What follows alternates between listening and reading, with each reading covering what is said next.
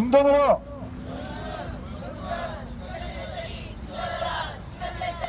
가족돌봄으로 인해서 아예 국민연금 사각지대에 속하는 여성들이 공적연금이 바로 구호 2개를 하고 아까 말씀하신 것처럼 그러나 여전히 여성들의 삶은 피폐하고 차별받고 있습니다.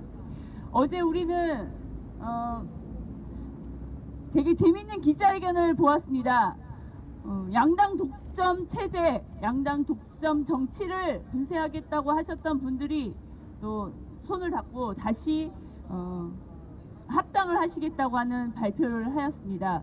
그 기자회견 내용 중에 정당공천제라고 하는 것이 거론되었습니다.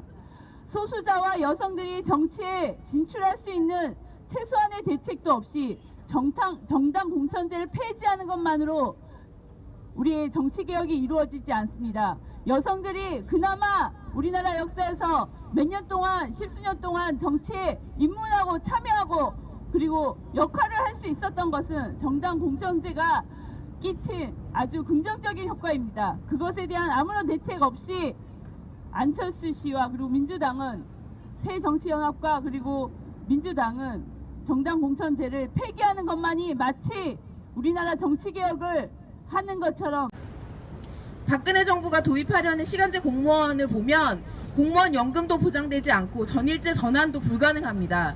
이런 일자리가 좋은 일자리일 리가 없는 것입니다.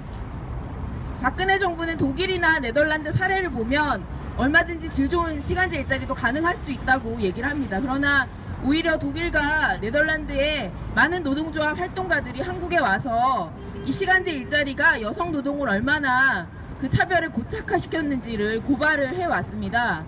여전히 네덜란드에서는 법적으로는 전일제 전환이 가능할 수 있지만 현실에서는 기업주들이 일감이 없다고 하면 그만이고 여전히 풀타임에서 파트타임으로 전환은 많지만 그 반대 방향은 어렵다고 증언을 하고 있습니다. 독일에서도 이 시간제 일자리는 많은 여성 노동자들을 고용시장으로 불러들이긴 했지만 그러나 주로는 기혼 여성들이 이 미니잡에서 일하도록 하면서 남성과 여성의 고용차별이 더 심화됐다고 많은 사람들이 증언.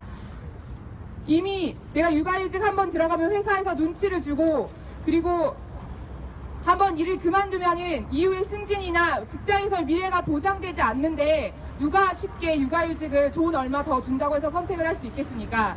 그리고 육아휴직 외에도 육아시간의 근로시간 단축제도라는 거를 좀 더 활성화하겠다 이런 얘기를 합니다. 이거는 앞서 비판했던 시간제 일자리를 육아시간 근로시간 단축이라는 이런 미명으로 더 늘리려고 하는 것에 불과합니다. 그리고 영유아 단계, 영유아를 가지고 있는 부모님들에게는 시설들을 더 늘려주겠다 이런 얘기를 합니다. 우리가 제일 많이 요구했던 것, 여성계와 민주노총이 가장 많이 요구했던 것은 국공립 어린이집을 늘리라고 하는 것이었습니다.